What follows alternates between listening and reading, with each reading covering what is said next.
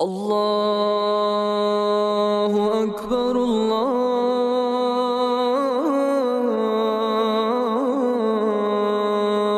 اکبر۔ خوش آمدید۔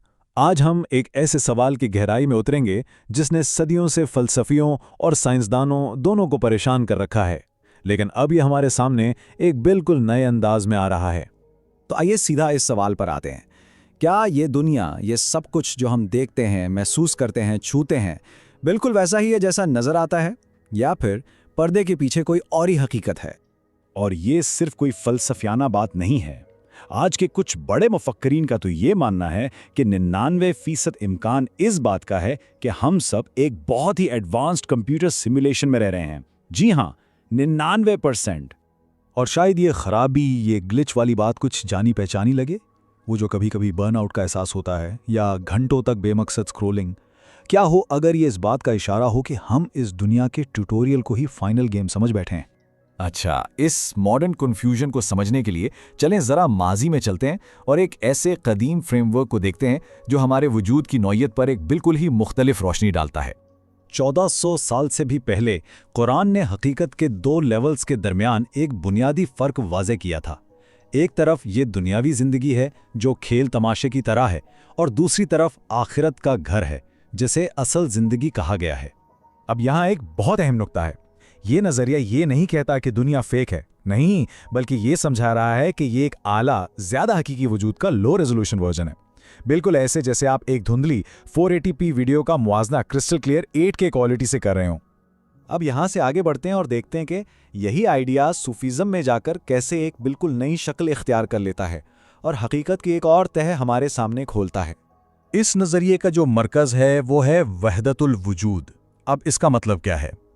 سیدھے لفظوں میں اس کا مطلب ہے کہ کوئی بھی چیز خود سے وجود نہیں رکھتی، بلکہ کائنات کی ہر چیز اپنا وجود ایک ہی حتمی سورس سے لے رہی ہے، بالکل ویسے ہی جیسے زمین اپنی روشنی سورج سے لیتی ہے۔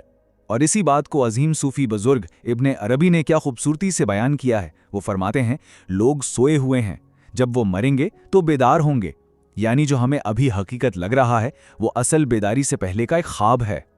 لیکن یہ سمجھنا بھی ضروری ہے کہ تصوف میں یہ اکیلا نظریہ نہیں ہے، اس کے مقابلے میں ایک اور سوچ بھی ہے جسے وحدت الشہود کہتے ہیں۔ یہ نظریہ کہتا ہے کہ خدا اور اس کی مخلوق مکمل طور پر الگ الگ ہیں، یعنی خالق اور مخلوق میں ایک واضح فرق موجود ہے، اور یہ نظریہ بھی صوفی فکر میں بہت اہمیت رکھتا ہے۔ اور اب آتا ہے سب سے دلچسپ حصہ، وہ یہ کہ یہ پرانے روحانی تصورات آج کی ماڈرن فزکس کی دریافتوں سے کس طرح جام ملتے ہیں۔ ذرا دیکھیں، ایک طرف ماڈرن فزکس کہتی ہے کہ جسے ہم ٹھوس چیز سمجھتے ہیں وہ تو 99% سے زیادہ خالی جگہ ہے، اور ہماری یہ 3D دنیا شاید صرف ایک پروجیکشن ہو، اور دوسری طرف صوفیہ صدیوں سے یہی کہہ رہے ہیں کہ یہ دنیا ایک سائے یا ایک خواب کی طرح ہے، جو حقیقی تو لگتی ہے لیکن حتمی حقیقت نہیں ہے۔ تو بات یہ ہے کہ کائنات بس ایسے ہی موجود نہیں ہے، بلکہ اسے آپ کہہ سکتے ہیں کہ اسے اسٹریم کیا جا رہا ہے۔ قرآن میں بھی آتا ہے کہ خدا ہر روز ایک نئی شان میں ہے، جس کا مطلب ہے کہ وجود کو ہر لمحے مسلسل دوبارہ تخلیق کیا جا رہا ہے۔ تو سوال یہ ہے کہ اس ساری گہری بات کا ہماری روزمرہ کی زندگی سے کیا تعلق ہے؟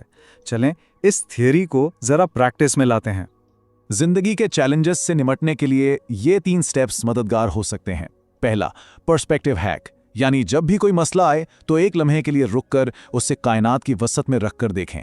دوسرا، ریالٹی منتر، لا الہ الا اللہ کو صرف دہرانا نہیں، بلکہ یہ سمجھنا کہ اس ظاہری دنیا کے پیچھے صرف ایک ہی حتمی حقیقت ہے۔ اور تیسرا، سیمولیٹر ٹیسٹ، یعنی منفی واقعات کو بے ترتیب حادثے نہ سمجھیں، بلکہ اس حقیقت کے پروگرامر کی طرف سے ایک ٹیسٹ سمجھیں۔ آخر میں بات وہی ہے کہ یہ دنیا ایک مستقل گھر نہیں، بلکہ ایک بہت لمبے سفر پر ایک مختصر لیکن بہت اہم پڑاؤ ہے۔ جیسے کوئی مسافر تھوڑی دیر کے لیے کسی درخت کے سائے میں آرام کرے اور پھر آگے بڑھ جائے۔ تو جب ہم قدیم حکمت اور جدید سائنس کے اس ملاپ کو دیکھتے ہیں تو ہمارے ذہن میں ایک آخری سوال رہ جاتا ہے جو ہمارے آج کے ڈیجیٹل دور کے لیے بالکل پرفیکٹ ہے۔